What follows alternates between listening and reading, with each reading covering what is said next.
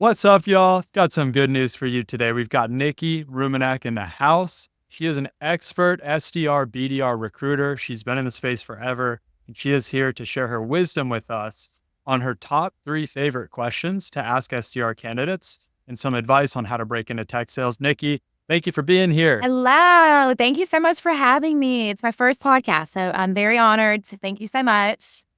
Let's go. You're going to crush this thing. Well, first question I have for you is why should we listen to you? Who are you? Why should everyone care? Yes. Well, again, my name's Nicki Rumanek, and I head up our BDR and junior sales team for Certus Recruitment Group. So what that means is I'm a BDR recruiter, right? So I am working with companies all throughout the U.S. On their BDR hirings. And so I'm working with several different hiring managers, and I feel like I have a unique perspective because I am working with so many different people, different companies. They all want different things. So I have a lot of like insight, a lot of perspective from all these different opinions from different hiring managers. But they all have a lot of similar qualities they're looking for as well. So that's what we're going to talk about today. So yeah, just working with different BDRs, BDR managers to find great BDRs for their team. So I feel like that's kind of relevant, and that's why I'm happy to talk to you today and share any insight I have. Yeah, totally. And just to clarify that, so companies hit you up and say, "Hey, Nicki, we need some good BDRs, some good SDRs." Yes. And your job is to go find them. Your job is to disqualify any that aren't good. Is that right? Yeah. Yeah, I hate using the word disqualify, but unfortunately, that's just how it is, right? If you get one job, you might get hundreds of applicants, and you know, realistically, you're only going to talk to 15, maybe 20, and you're only going to submit maybe 4 to 5 to that hiring manager. So it's my job to kind of find that, the top quality candidate, and submit them. So yes, that is exactly what happens. Is like I may be working on 5 different jobs all throughout the US, and every hiring manager is very different. They're all looking for something specific. Chances are I've worked with them before in the past. So I've placed other people on their team. So I understand like the team culture, kind of what works there, what's been successful so far. So I hate using the word disqualify, but for lack of a better word, yes, I am disqualifying more people than I'm actually submitting. But that's why it's great to have your podcast and other things, because I really do think it helps them prepare for interviews, and every interview is going to get them closer to the next, to their yes, right? To their Yeah, next opportunity. absolutely. Yep. Absolutely. So, on that note, what I want to cover with you is your top three favorite questions to Yep. ask SDR candidates to kind of judge, their quality, their background, the fit. So let's list those three questions out. What are the top three favorite questions you like to ask during these interviews? Yeah. And so again, I'm coming from a different perspective, right? I'm looking for what the specific hiring manager that I'm recruiting for, what they're looking for, right? Like I've already had a debrief with them. I already understand the job, the role, the team. So I understand what they're looking for. So a couple of I'm more so looking for certain traits, right? To see if they have that. So the type of questions I like are, number one, ask them, why do you want to be in sales? Number two, I asked was what motivates you, right? That's a big one. And kind of the third question I asked to again figure out some traits and qualities is, hey, I'm gonna send over 4 to 5 resumes to this hiring manager. Why should you be one of them? So those are Wow. kind of the 3 questions, among others, obviously, but those are the top 3 ones that I feel like really gauge a person. Um, excitement and just competitiveness and motivating factors. So those are the top 3 for me. Those are great. Yeah. So, why sales? What motivates you? And why you? Yeah. We're kind of making them sell themselves at the end. I love those. So, let's start with why sales. I think this is probably the most common interview question. And I also have found that whenever an SDR manager is asking, or in your case, in your role, you're asking that, you could ask that same question like 5 different ways. You could say, like, tell me about yourself. You're asking why sales, like, why are Mhm. you here? Right. Yeah. Tell me about your background. Like, who are you? Right. Like, all of those questions are why sales? Why are we talking? Does it Yep. make sense for you to even be here? So what are you looking for when you're asking for why sales? What are some bullet points you're looking for in an answer? Yeah, absolutely. And the whole point of the interview really is I am trying to make it very personable, very casual. I'm not trying to, grill you and make it hard. It's really just, I want to see your personality come out. I want to see that you can talk about things at a high level, right? There's a lot of, like emotional intelligence there. So it's like, any reason can resonate, right? Like everyone has a different reason, but mostly what you're looking for is that like, hey, they have a why. That's, I guess, the most important thing because a lot of people come in and I guess we'll start with kind of what I'm not looking for, right? And then we'll move into what I'm looking for. A lot of people Yeah. come in and they're like, oh, I want to be in sales because I have a great personality. Everyone's told me that I would be great at sales. I love talking to people, right? The main answer I get if I'm being honest. And the thing is, that's great. And personality goes such a long way in sales. Absolutely. But and the reality of sales is sometimes they can be very lonely, right? Like you're doing a lot of chasing, you're not talking people aren't answering their phones that much, right? Like you're not actually talking to people that much. It's a lot of follow-up, a lot Oh, of chasing. So if you love talking to people, you're gonna spend the day talking to voicemails most of the day, right? Like sales is yeah. not That's a good necessarily point. for people that like talking to people, like talking. So Yeah. it's something deeper than that, right? There's more of a like sales like is hard. So what resonates with me in these kind of answers is money, right? People want a career progression. They're competitive. They've always been on a team. They're competitive and they just want to continue that competitive spirit into a job, into the corporate world. They like fast paced, performance based. That's how they thrive. So that's why sales works for them. Like those kind of answers is what I'm looking for. Cause again, it gives you an idea of like, okay, they've got the drive, they're motivated. They've got their why. Like sales Yeah. is a lot of great things, but it's hard. So they've kind of got that extra, they've kind of got that extra thing that makes them, they'll kind of make them successful in sales. That's kind of what I'm looking for. Yeah. I mean, you just nailed maybe a big misconception that people have where maybe they even feel like they have to love talking to people to be great at sales. Honestly, you don't. And it's funny. I was talking to someone this morning and he was like, "Yeah, I'm kind of an introvert. I don't think sales would be for me." I'm like, "You would rock in sales because it's Yeah. very much about your process and your internal like mindset. It's less about talking to people." Now, I do think you have to be a people person. You have to Agreed. genuinely like to connect with people. But to your point, that shouldn't be the reason you're entering tech sales. That should be something along the way of your life journey that you picked up that you think will translate. But the main thing that you said, which is so important for candidates to understand, is us managers, us leaders, we're trying to vet that this is really hard and you have a motivation that's going to carry you through that. More than, oh, I like talking to people. One of the worst answers I hear, and whenever I hear it, it's just a big red flag, is like, oh, I want to work remote. And Mhm. it's like, okay. That's like a side benefit of tech sales, but we don't really talk about that. We just kind of let that happen. Right. Um, but it really is that question of like when you're having to make 80 calls a day and you haven't booked a meeting yet and you're potentially behind on quota and it seems like the world is caving in on you, what is that thing outside of yourself, outside of your job that's going to push you?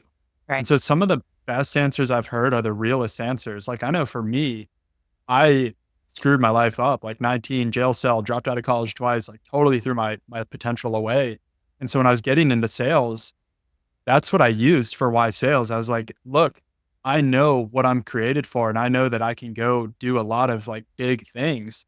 And sales is this opportunity for me to make my life right again. And it's this chip on the shoulder.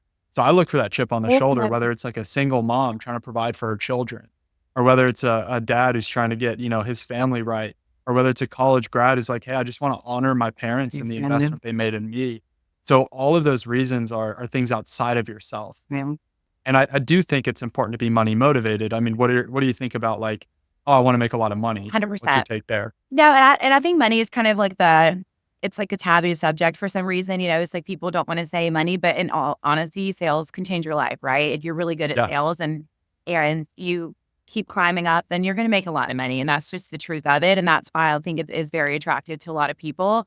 It's just really, really hard, right? It's not like you just get in and you're going to just make a lot of money, right? You do have to go through a lot of peaks and valleys of sales. So that's why it's like money's totally okay, but like, tell me like what, like why you're motivated by money, right? Like why just Yeah. money? Like you want to move out of your house, you have a family to provide for. There's still got to be a genuine why behind that because that's going to make you work hard. That's going to make the long days worth it. The bad month, like everything. You're going to keep working and keep grinding because you had something bigger than just yourself that you're motivated by, right? And if you're Yeah. a new grad and you want to make your parents proud and that's great as well, right? And it's just still got to be more of a deeper answer than more of a why. Like, why do you need money? Like, why are you money motivated, right? Like, it's not just because I heard you can make a lot of money. It's like, okay, that's a little silly, right? Like, that doesn't show me that you're gonna have, like, you don't have like necessarily what it takes to get through those hard days. So that's kind of totally fine to be money motivated, but why?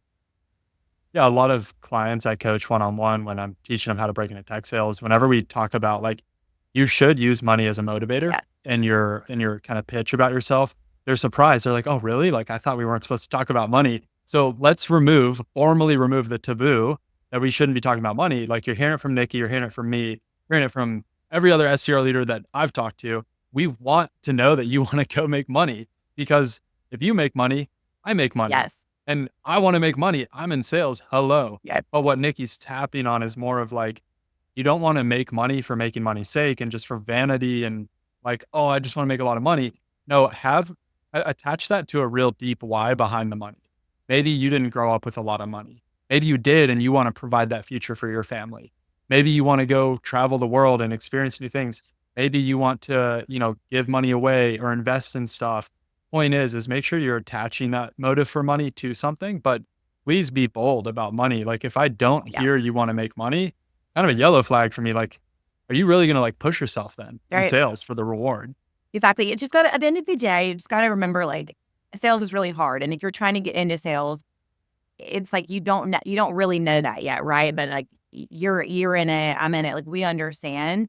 And quota, hitting quota every month is hard and your target and constantly hearing no or not interested, like that's hard, right? So it's just having your why is just so important to like, even if you don't know it yet, right? That's okay. You can figure it out before your next interview, but it's just like have your go-to why, like what motivates you and be genuine about it, obviously, but just understand that sales managers need to understand that you're going to like gut it out, right? Like you are going to be motivated to get through that hard times because of this reason. And that's what we're really, really looking for. Yeah, absolutely, Yeah. and if you need a why, by the way, if you're sitting out there like, "I don't really know what my why is," 1, please go find a why. Like, You're for welcome. the love of God, like, live your life with Yeah. purpose. You need a why in life. But if you need help finding that, honestly, just look at your childhood. And it's usually a pretty binary option. Like, you either had a good childhood or you had a bad one. And both you can derive a strong why from. You had a good childhood, you want to replicate and expand what your parents did for you, for your future family. That's a impactful why right there. You 100%. had a bad childhood, you want to redo and you want to make it right. And you want to make sure your kids never have to feel the way you did growing up. Those whys will like tug on our heartstrings as managers, as leaders, because we want to believe in you as a person. Yeah. And if we're gonna partner with you to change your generational pattern or whatever, like that's amazing. So we're buying in on you as a person first. 100%. And like even again, as a new grad, right? And you don't necessarily have the experience, or maybe, yeah, maybe you don't have a why yet. It's like, were you a part of the sports team growing up, right? Were you a part of a club that you were a leader in, right? Anything you can take. I feel like a lot of people play sports at some point in their life, right? There's always something you can take, be like, I loved being coached. I love the competitiveness. You can kind of manufacture anything from high school or college that um were good at or sports. You can always manufacture that as into a why of like why you want to be in sales because you enjoyed that atmosphere. So I feel like there's a lot of things that you can do without quote unquote experience, or without a true why. Like you can make anything kind of relevant into sales as long as you, again, just find what makes you happy or what you're passionate about. But you just got to really portray that in the interview.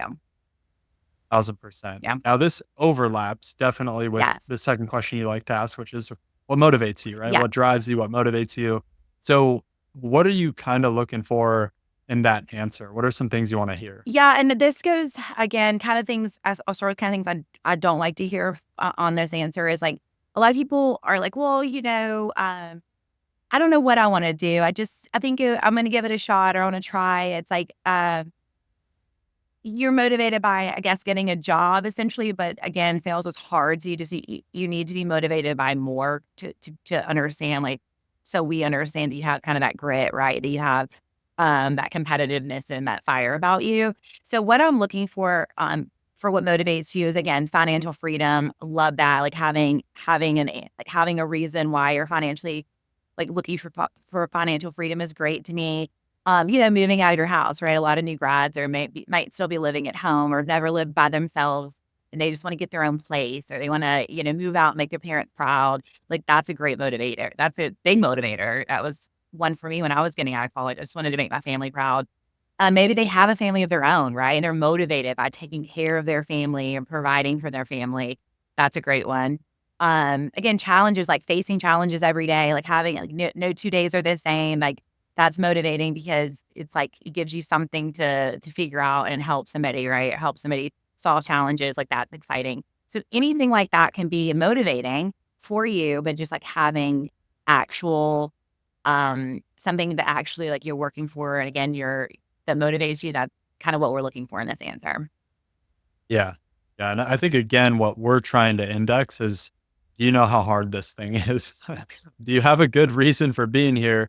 And do you have something that's going to actually push you through those hard days and motivate you? Um, Yeah. one of the worst answers I got was kind of going back to like the remote thing. It was just like, yeah, what motivates me is just having like a ton of flexibility and freedom and autonomy in my life. And I fully support that. Like I'm an entrepreneur. I totally understand that. But you're coming into an entry level role. Right. And so your priority as an entry level role should not be autonomy, flexibility, and freedom off the rip. That those are side benefits. Like you will enjoy that naturally. Don't make that the center focus. Yeah. The center focus should be more on like the I want to provide, I want to make money, I want to grow, learn, all of that. So any perspective there? Yeah, 100%. Anybody, yeah, like work-life balance or, just because I'm looking for a job, like anything like that is just, again, it's not really going to cut it because it just doesn't seem like you're very motivated and you really understand the depth of like sales, right? And like how hard it's going to be. And I guess nobody truly understands that until they get into it. But if you talk to one salesperson, if you've done any sort of research and gotten ready for an interview, then you understand like, it is going to have some challenges. So yeah, anything I would avoid like work-life balance chat or maybe if you've been in a role for like a year and you're looking to like you have like proven experience, right? And you understand like long days and you've already put in kind of a little bit of time, then you can use that as kind of like, hey, I've worked really, really hard. It's been amazing. I would love a little bit of work-life balance my next role, but you've already put in kind of the time. But if you're just coming in like kind of looking for your first job to make your mark and like get your start, I would kind of definitely avoid like wanting to be remote or wanting like better work-life balance. And on that note, this is kind of a little different. I think you've posted and made a comment about this before as well. On your resume, it needs to be clear that you are looking for sales, like you want to be in sales. I look at so many different resumes. I mean, again, hundreds will get submitted for one job, right? And I'm looking through and the ones that don't tell me a story or don't let me know exactly that they want to be in sales. I'm like, I don't know what this person wants to do. I think they're just probably just applying just to get a job and they're not like sold on sales. Honestly, that's like a red flag and it's not, I'm probably going to put that resume off to the side until I go through that's not going to catch my attention. So I think it's just really important to, again, put it on there, make it very known that you want to be in sales and like you're like, that's your goal, right? I think, Yeah. I see another red flag related to that is when I see someone apply internally in our little internal system, SDR, CSM, AE, sales director. I'm like, I'm not interviewing you. yeah, You have no idea what any of these yeah, are. And so the tip for you candidates out there, like one, do not multi-apply to roles at a company. If the conversation goes there in the interview where they start to kind of deem like, hey, you might actually be a better fit for this role over here, let them do that because then you have a champion there that's going to help you get there. But you should be solely focused on one role. Okay. So the recommendation would be have a CSM resume, have an SDR resume. And as you're applying to companies, just make sure you're intentional about which one's going where. Do not multi-apply to roles within a company unless it's like inbound SDR, outbound SDR. That's cool. But outside of that, don't do that. Agreed. And it's like a lot of people like marketing, right? They want to do marketing or sales. And it is very similar. And there is a lot of like traits that can be transferable to obviously either industry or either sales or marketing. But again, as a BDR, that it's different kind of grind. And so it's like you need to you want to be focused on that role. You want the sales manager, the person interviewing you to understand like, nope, I don't want to do anything else. I'm not looking at any other opportunities. Like sales is it for me. And so I just would really encourage people to, especially on their LinkedIn or on their resume, just let it be known that like you are dedicated to sales, because people will see that as like, okay, they want to come in, they want to learn, they're going to be, they're going to be a sponge, they're going to say good up because they want to be successful and this is the career path they want. And I just feel like that's a really good greeting flag for hiring managers that somebody is like dedicated to sales. Yeah. Being an SDR is honestly, it sounds cheesy, but it's a lifestyle. Yeah. Like Yeah. it is just such a different path and it's such a specific, narrow path.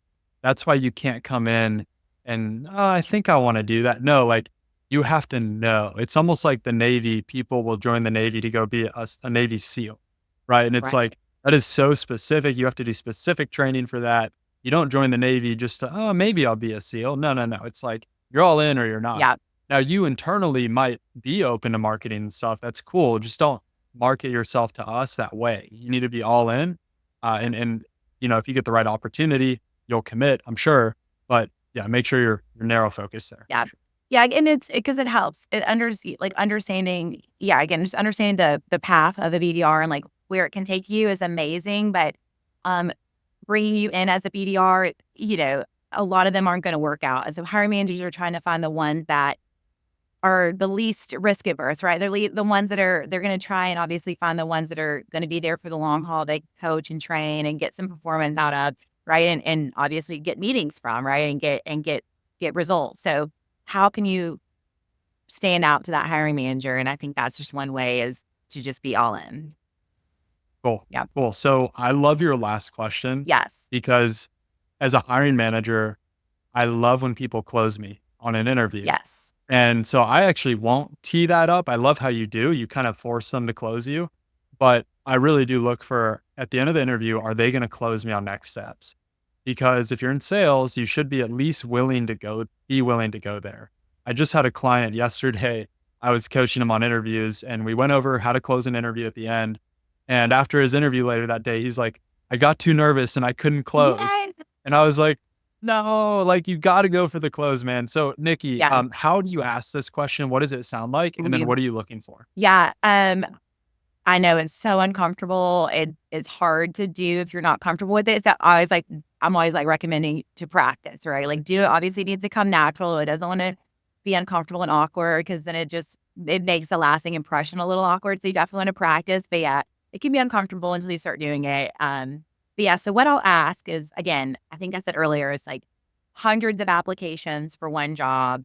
I'm filtering through to find the resumes that stick out or the people that have reached out to me, right? I'm looking out for the ones that kind of stand out. And of those, we'll just say 20 resumes. If I'm doing phone screening, with 15, 20 people, look, at the end of the day, I can't send 15 people to a hiring manager to interview. I can only send for the top 4 to 5 that I think are, the quality, the ones that kind of sit out in this interview. So what I'll ask is like, hey, I'm sending 4 to 5 resumes over to the hiring manager. Why should you be one of them? And this kind of gives them the opportunity to sell themselves, right? Hopefully throughout the conversation, we've been building rapport. We've had like, almost like a genuine friendship building. It's not like a scary conversation with me at all. And I'm kind of understanding your motivations and your background a little bit. So this is the time it should be, you should have been kind of selling me throughout the interview, but this is your last chance to like really bring it home. And what I'm looking for here, sorry, something just popped behind me.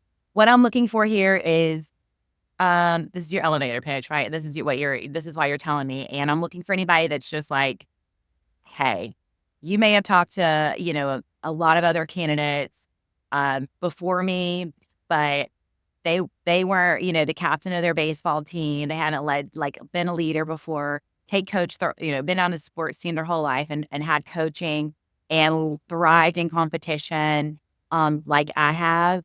And I'm going to take that competitive spirit and take that into that next role. And that's how I'm going to be the best. That's why I'm the best candidate, right? Or they might Yeah. say like, hey, I grew up around a family that can't come from sales. So I heard my dad every day on the phone pitching and closing and doing whatever it took to get the deal done. And I've learned from a really young age about sales. So I'm going to take everything I've learned from him and apply it to the next job. And not only will I have your coaching and training, but I have, 25 years from my dad's career to take with me, whatever it may be. But it's just like, tell me, like, give me a little bit of your background and why that's going to be, like why that's applicable to this job and like sell me. That's kind of what I'm looking for. Excuse me, Yeah, what I'm looking 1000%. for. Yeah. And here's the thing, like, what do you not say? Like, what do we not wanna hear? We just wanna hear you close. Yeah. Even if you try and it wasn't, like, super strong, that's okay, at least you went for it. Yeah. The no-no is to just, "Hey, thanks for the conversation today. Whatever next steps," like, you know what I mean? Like, Yeah. you want to be a leader in these calls because pretty soon you're gonna be on the phones trying to ask people to book meetings with you and trying to close them on a meeting. Yep. And so I love the way you presented that, Nikki. What I coach my clients to do is something to the effect of what you said. Hey, I know you've got other candidates in the pipeline. I also know that I might not be the most qualified candidate Yes. based on my experience, but what I will bring you is outsized work ethic. I will simply outwork anyone else you put me up against, and that's my commitment to you. So thank you for your time today. And for me as a manager, like that's all I care Yep. about. Are you going to outwork everyone else? Right. I don't care what school you went to, how smart you are, what your background is. Like, if you're going to work hard, then I want you on my team. Mhm. And so basically what you're saying, Nikki, is also that acknowledgement of, I'm probably not the most qualified person, but you owning that and actually like, despite that, I still am going to show up for you. That's you handling an objection live Yes. on the call in front of a manager. So I love the way you frame that. I talk to people all the time that don't have sales experience, right? You can make any skill transferable, but you've got to just have the confidence and belief in yourself that it is actually transferable and it's going to, be relevant to sales. Had a call yesterday or 2 days ago, the candidate's like, I know I don't have any experience. And I'm just hoping like somebody will overlook it. I'm like, no, no, no, no. It's not you like, you don't have experience. It's like, nobody's going to give you a shot if you don't believe in your experience, right? So what have you done? School, retail jobs, been a bartender, server, again, been on sports teams in the past. Anything that you can say like, hey, I've been a server my whole life. I have dealt with every type of personality you can ever think of. I've worked for my tips, understand how to, understand how to handle objections and handle disgruntled people. Like literally have done it all. I'm ready. Like I'm ready to use that experience and bring that into sales and be the best person on the team, whatever it may be. But it's just like you can use your experience and it can be relevant. You just have to have confidence and you have to own it. Don't even think about not having experience. Like, no, everything can Absolutely. be Yeah. transferable. Yeah. It's such a brain block for clients I work with. They're like, well, I don't have experience. And it's like, hold on. Like, let's break these Yeah. jobs down that you did. What were you responsible for? What outcome were you responsible for producing? Did you run into any problems there? Like, did you deal with people at all? I was talking to an educator and she's like, "Ah, I just didn't get any sales experience there." I'm like, you had to convince a room full of 20 children to listen to you. Like that is sales. That's Yeah. persuasion right there. And if you bring that up in an interview, it's kind of a laughing moment, but it's evidence that you know how to sell. Yeah. Right. So I fully agree. Yeah. Nurses, I had it one the other day and she was just saying like, hey, I am in like helping people all the time, but like legit sick people and you're trying to navigate like good news, bad news, every scenario. You're working with families. You're literally putting out like a million fires, but then also helping people. And she's just like that. Like I can deal with trauma. I can deal with I can deal with people being mad, upset, like literally every emotion. I was like, I love that. Like, yeah, you Yeah, can. You've super navigated it all. transferable. So literally anything Yeah. can, again, you just have to have the confidence in it. And I think that's where most people miss the mark is they just don't believe in themselves enough because they don't have the true quote unquote experience. And I just can't hit home enough confidence. Fake it till you make it, whatever it may be, but just don't have that mindset. You completely shift your mindset. It's going to help so much. Yeah, and specifically for college grads, because I remember being a college grad and approaching the world of LinkedIn, I was Uh, terrified. yes. Like I hadn't really interacted with a ton of like professional adults in that setting, and I didn't want to say the wrong thing or do the wrong thing. What I want to encourage you younger people out there with as you're starting your career is that every single person on LinkedIn in the corporate environment, they were your age at one point. And what us oldies love from people like y'all is when you ask us for advice. Yes. And so if you just simply apply what Nikki and I have been talking about today, if you just do that, that's already going to take you like 80% of the way there. But then if you just add on a little bit of like 20% of belief that these people will actually help you if you ask for help. They're not scary. They're not going to judge you right away and, oh, you suck. You go to them humbly, like, hey, I'm new to this. I'm just approaching the market. Here's what I'm learning. Here's what I'm implementing. You give me feedback on this. Like, give any advice for me? Like when you were getting in, everyone's going to want to help you. Yes. So do not be ashamed. Do not be bashful about being new to the market. No. And I think that's the other thing is like utilize the resources you do have. Like they follow you. This is what you all about, right? Like you've done videos on this. You can't make it. You try to make it as easy as possible to help them. So it's like there are plenty of resources out there for people. There's plenty of other, people on LinkedIn or even if you just, YouTube, it's like you can get so much good advice and so much help. It shouldn't feel hard. You should honestly feel like you're ready to go because of just if you put in the extra work, right? If you've actually reached out to people or done like watched resources and things like that, you should feel confident because you've done the research, you've done the work, now you're ready. So just feel like I really encourage, yeah, if you're reaching out to people, but it's got to have I guess the most important thing I'd say is I get a lot of messages on LinkedIn and I try to respond to everybody, of course, but it's got to have like you can't just give your time to everybody every day, right? So you need to make sure your outreach is, I guess, relevant, right? And you are coming from a good place. Don't just be like, I need your time. I want to pick your brain. It's like, no, I really, I don't guess it's just kind of work on your outreach and like how you say it and approach people because at the end of the day, everyone does want to help you, but you just gotta like almost earn that. You need to Yeah. you gotta Yeah. get it from them. Yeah. Relevant and basically not lazy because Yeah, so I couldn't figure we're out the word I also was trying to say. Lazy, yeah. yeah, it's just being lazy where you're like, "Hey, I've got an interview coming up. Do you have any advice?"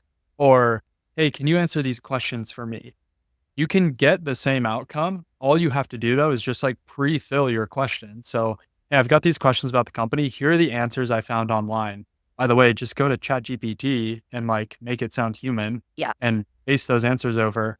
One message will say, "Hey, can you help me with X, Y, and Z? Question mark, no other additional context." That's lazy because you're making them do the work for you. Yes. The other message says, "Can you help me with these things? Here's what I found. What's your feedback on this?"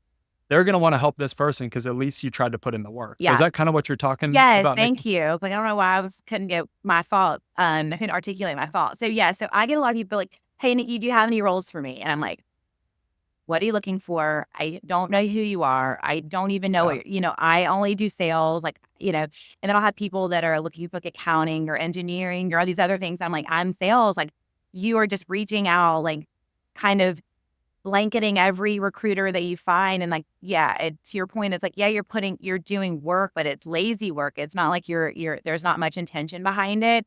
So it's like, yes, make sure you're reaching out to the right people with the right message. Again, if I'm like, I don't know who you are, like what you're looking for, like, I don't know how to help you. Just, yeah, I guess it's just like taking it like one step further and like actually like thinking about what you want to say and say it in a way that's going to get their attention. Just don't blitz and like copy and paste everything. Like it needs to have some intention. Yeah, absolutely. Well, I was going to ask you as we wrap up Yeah. here, what your favorite advice or best advice would be to give to job seekers out there. One quick point I want to make though, back to closing the interview. Yes. Nikki's very kind and she actually is giving you the opportunity to close the interview. But a lot of managers won't do that. They're just going to wait to see what you do. Yes. So my encouragement to you would be to be a leader near the end of the call. If there's 5 minutes left and you feel like you might not have enough time to close, you just take leadership and you say, hey, by the way, I want to totally respect your time. I imagine you got to jump out in the next 5 minutes. I did have one more question for you. Is it okay if I just shoot that in real quick? Yeah, sure. What's up? Yeah. So look, I'm a transparent, open, honest feedback kind of person. That's how I learn. That's how I grow. And while we're here, I just wanted to kind of get that opportunity for just candid feedback based on our conversation, based on your review of my resume. Is there any reason that I wouldn't have your recommendation to move forward to the next steps in the process? If so, I would love the opportunity to discuss that right Yeah. now. You use that talk track at the end of every interview, boom. Yeah. Managers will love that. They'll eat it up. I just wanted to make sure we threw that in there in case you're Yeah. not as nice as Nikki and you're not getting those opportunities to Good close. point. We always tell our candidates too, like, hey, this is the hiring manager meeting. Here's some information about them, but make sure at the end you close the interview. And it could Yep. be, we always kind of coach them. And obviously that's after the feedback call after interview is always like, did you close? What did you say? How was the interview left?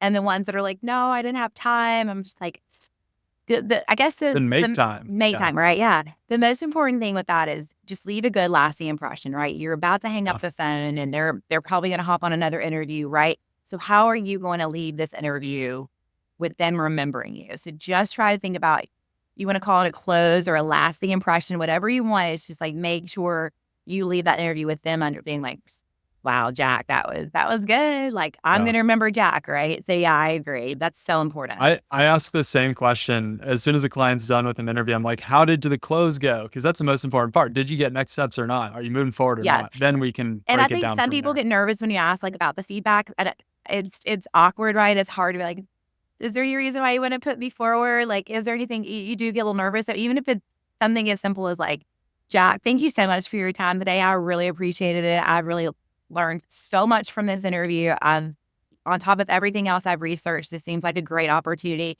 I'm really excited about it, and I really look forward to hearing back from you. When can what do next steps look like, or when can I expect to hear back? Kind of getting their commitment as well. But hey, you told them you're excited, you thank them for their time, and then you ask for next steps. So it's like getting a commitment from them, and then they can be like, hey, you know what? You're going to hear back from me by tomorrow, or hey, you're going to hear back next week, whatever it may be. But then you have a timeline to hold them to, and you can follow up.